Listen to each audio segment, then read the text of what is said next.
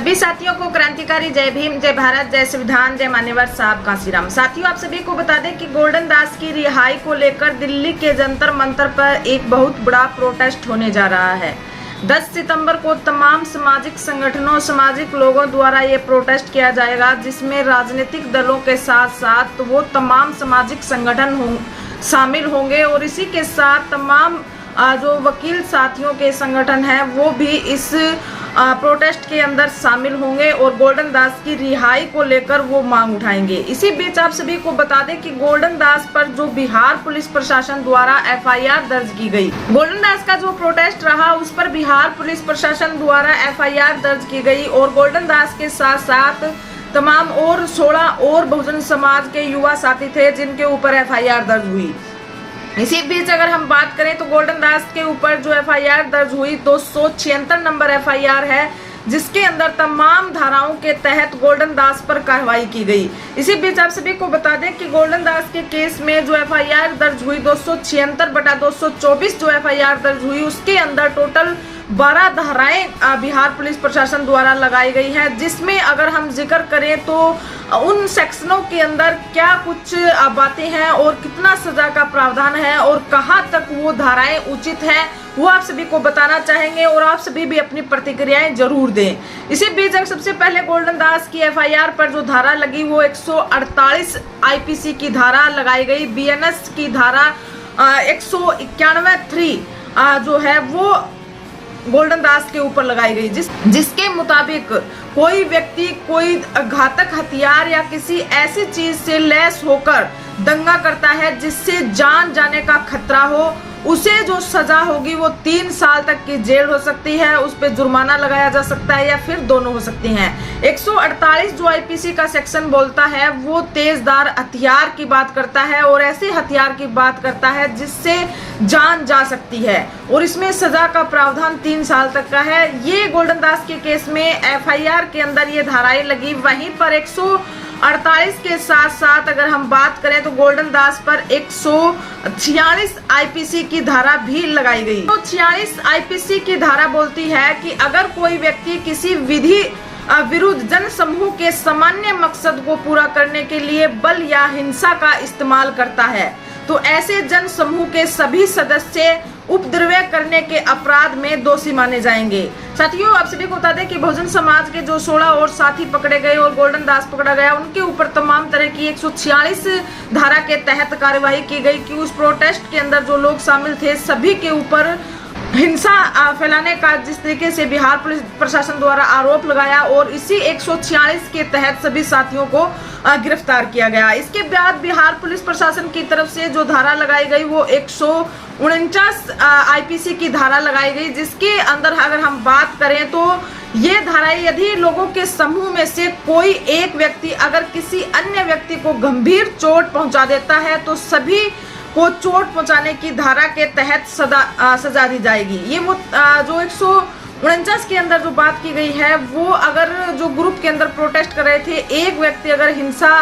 भड़काता है या किसी को चोट पहुंचाने की कोशिश करता है तो समूह के अंदर जितने भी लोग शामिल हैं उनके ऊपर ये धाराएं लगेगी 149 के साथ। इसके बाद जो धारा लगी 323 धारा लगाई गई, जिसमें कहा गया है कि जो कोई भी व्यक्ति स्वेच्छा से किसी को चोट पहुंचाता है उसे 1 वर्ष तक की कैद या फिर 1000 रुपए तक का जुर्माना या फिर दोनों से दंडित किया जाएगा। और इसके बाद जो धारा लगी 332 धारा लगी गई, जिसमें लोक सेवक को उसके कर्तव्य से विरत करने के लिए स्वेच्छा से चोट पहुंचाना। तो ये जो प्रशासनिक अधिकारी हैं उनके काम में बाधा डालने के लिए और उन्हें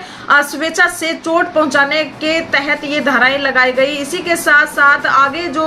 धारा लगाई गई 333 धारा बोलती है किसी व्यक्ति के घर में घुसकर नुकसान पहुंचाने की कोशिश करने वाले व्यक्ति को दंडित करती है। इसी के साथ 307 धारा लगाई गई, जिसमें कहा गया है कि जो कोई कार्य ऐसे आशय या ज्ञान से और ऐसी परिस्थितियों में करेगा कि यदि उस कार्य से मृत्यु हो जाती है तो वह हत्या का दोषी होता है, वह दोनों में से किसी भांति के कारावास से दंडित किया जाएगा, जिसकी अवधि 10 वर्ष तक की हो सकती है और जुर्माने से दंडित हो सकता है। इसमें 307 में ये कहा गया है कि किसी की हत्या की कोशिश करना। 307 में जो कहा गया है कि अगर कोई व्यक्ति किसी की हत्या करने की कोशिश करता है और वो उस मकसद में कामयाब नहीं होता है तो उस पर ये धाराएं 307 लगेगी, और जिसमें अगर सजा का प्रावधान की बात करें तो 10 साल तक का सजा का प्रावधान है और साथ में जुर्माना का भी प्रावधान है। इसी के साथ साथ आगे जो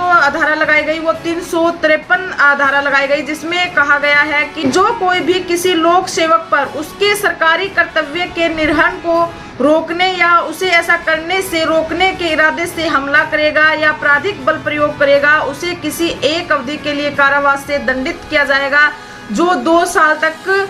बढ़ सकता है। इसी के साथ आगे 427 धारा लगाई गई, जिसमें कहा गया कि ये 427 जो धारा लगाई गई है वो किसी संपत्ति को नुकसान पहुंचाने के एवज में लगाई गई है कि अगर आप किसी की संपत्ति को नुकसान पहुंचाते हो तो उस पर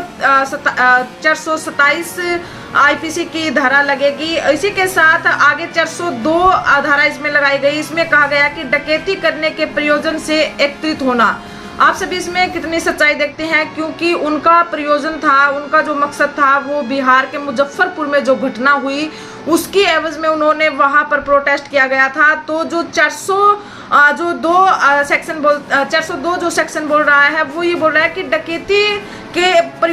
करने के लिए आप प्री प्लानिंग के तहत वहां पर इकट्ठा हो रहे हैं, लेकिन जो प्रोटेस्ट किया जा रहा था वो वहां पर बिहार के अंदर जो घटना घटी उस बेटी को न्याय दिलवाने के लिए प्रोटेस्ट किया जा रहा था, उस बहन को न्याय दिलवाने के लिए प्रोटेस्ट किया जा रहा था। आगे जो धारा लगाई गई वो 502 सेक्शन लगाया गया है, जिसके अंदर आईपीसी की बात करें तो कोई व्यक्ति किसी मुद्रित या उत्कीर्ण पदार्थ को जिसमें मान हानिकारक विषय हो यह जानते हुए बेचेगा या बेचने की प्रस्तावना करेगा कि उसमें ऐसा विषय हो सकता है, उसे साधारण कारावास से दंडित किया जाएगा। 502 धारा के अंदर जिस तरीके से अपमानजनक सामग्री की बात की गई है, लेकिन वहां पर हमें ऐसा कहीं देखने को नहीं मिलता कि उन्होंने इस तरीके की कोई वहां पर एक्टिविटी की हो जिससे उनके ऊपर 502 सेक्शन लगाया गया है। आगे 506 सेक्शन लगाया गया है, जिसमें कहा गया कि जो कोई आपराधिक धमकी का अपराध करेगा उसे किसी एक व्यक्ति के लिए कारावास जिसे 2 वर्ष तक बढ़ाया जा सकता है। इसी के साथ 153 और 153A लगाई गई, जिसमें कहा गया है कि दंगा भड़काने के इरादे से जानबूझकर उकसाना, और इसी के साथ 153A में कहा गया यदि कोई भी व्यक्ति धर्म व जाति को आधार बनाकर समाज में अशांति फैलाने के जुर्म में न्यायालय द्वारा दोषी पाया जाता है तो उसे 3 वर्ष तक की सजा से जुर्माने से दंडित किया जाएगा। जिस तरीके से 153 जो लगाई गई है उसके अंदर किसी जाति या धर्म के आधार पर कोई दंगा भड़काता है तो उसके ऊपर ये सेक्शन लगता है, लेकिन बिहार के मुजफ्फरपुर में जो घटना हुई उसके बाद उस बहन को न्याय दिलवाने के लिए गोल्डन दास और तमाम जो बहुजन समाज के और साथी थे वो उस बहन को न्याय दिलवाने के लिए वहां पर इकट्ठा हुए थे, लेकिन बिहार पुलिस प्रशासन द्वारा इस तरह के तमाम जो FIR के अंदर जो धाराएं लगाई गई, करीबन 12 धाराएं लगाई गई हैं, जिसके अंतर्गत गोल्डन दास पर FIR दर्ज की गई और उनके ऊपर कार्रवाई की गई। तमाम तरह के एलिगेशन लगाते हुए बिहार पुलिस प्रशासन ने उन्हें अरेस्ट किया। इन सेक्शनों के तहत हमने आपको बताने की कोशिश की कि क्या क्या सेक्शन गोल्डन दास पर लगे और उनके अंदर वो सेक्शन क्या बोलते हैं। अब सच्चाई आप सभी को देखना है, क्योंकि बिहार पुलिस प्रशासन द्वारा अभी कोई एविडेंस सामने नहीं आया है जिससे गोल्डन दास पर लगी ये जितनी भी धाराएं हैं वो सही सिद्ध होती है। और तमाम तरह के सामाजिक संगठन, वकील साथी या फिर राजनीतिक दलों द्वारा बार बार ये मांग की जा रही है कि गोल्डन दास ने जिस तरीके का वह हिंसा वहां पर हुई उसके वीडियो भी सार्वजनिक होने चाहिए, उसकी बातें भी सार्वजनिक होने चाहिए। जिस तरीके से गोल्डन दास की प्रेस कॉन्फ्रेंस करवाई गई उसे मीडिया के सामने ये एक्सेप्ट करवाया गया, एडमिट करवाया गया कि वहां पर जो घटित हुआ उन्हीं के द्वारा किया गया, लेकिन बाद में प्रेस कॉन्फ्रेंस लगातार जिस तरीके से मांग उठ रही है कि प्रेस कॉन्फ्रेंस के माध्यम से वो वीडियो भी सामने आए जिसके बाद वहां पर हिंसा भड़की या फिर जो गोल्डन दास और तमाम बहुजन समाज के युवाओं के ऊपर जिस तरीके की कार्रवाई रही वो चीजें भी सामने आनी चाहिए। इस तरीके के तमाम सामाजिक संगठनों द्वारा बार बार ये बातें उठाई जा रही हैं। उसी को लेकर दिल्ली के जंतर मंतर पर एक विशाल प्रोटेस्ट करने की चेतावनी भी दी जा रही है और ये जंतर मंतर पर 10 सितंबर को बहुजन समाज के सभी लोग वहां पर पहुंचेंगे और साथ में जो सामाजिक संगठन है, तमाम वकील साथी हैं जो गोल्डन दास के केस को देख रहे हैं वो वहां पर पहुंचेंगे। इसको लेकर हमने कल भी एक वीडियो बनाई थी जिसमें हमने कुछ राजनीतिक दल, जो लोकल राजनीतिक दल है बिहार के, उन राजनीतिक दलों पर चर्चा की थी, सामाजिक संगठनों पर चर्चा की थी जो गोल्डन दास की रिहाई के लिए दिल्ली के जंतर मंतर पर पहुंचने वाले हैं। आप इसे बहुजन समाज से जुड़ी हुई तमाम खबर देखने के लिए आप हमसे जुड़े रहें। वीडियो को ज्यादा से ज्यादा शेयर कीजिए और चैनल को सब्सक्राइब कीजिए। धन्यवाद।